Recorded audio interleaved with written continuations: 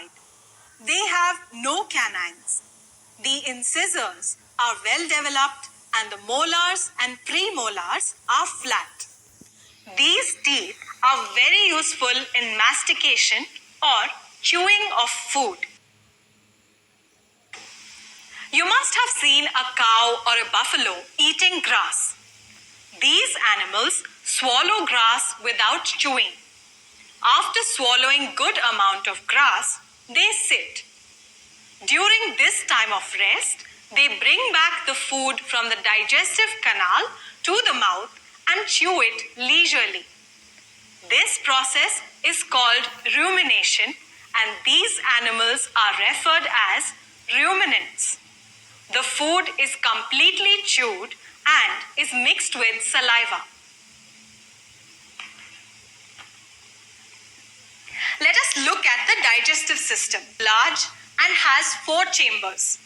They are rumen, reticulum, omasum and abomasum. Food route: to rumen, to reticulum, to omasum, to abomasum, to intestine, to the colon, to anus. Structure and digestion. The rumen is the largest chamber and cellulase is produced here by a large number of microorganisms. Food that is swallowed enters the rumen and it is partially digested into a paste called cud.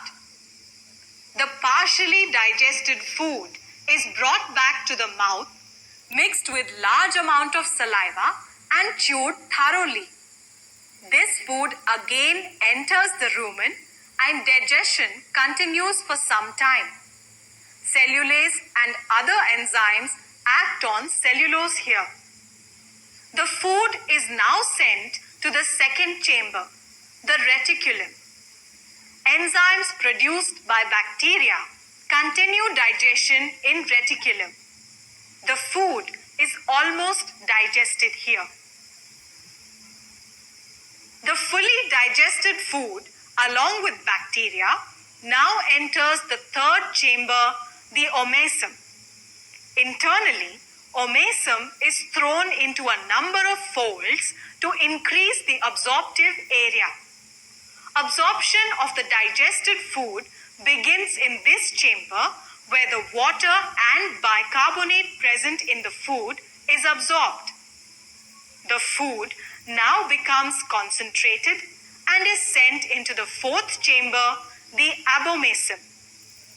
This chamber is considered as the true stomach as the glands in abomasum secrete acid. This acid kills bacteria and denatures, that is, destroys the structure of proteins. The proteins are digested by the enzymes secreted in this chamber. The food containing the products of digestion enters the intestines. In the intestines, all the nutrients are absorbed. The animal supplies cellulose for microorganisms to obtain energy. The fatty acids produced by microorganisms are used by the ruminant for energy production. Animal supplies proteins to microorganisms. The microorganism, in turn, uses the amino acids to produce proteins.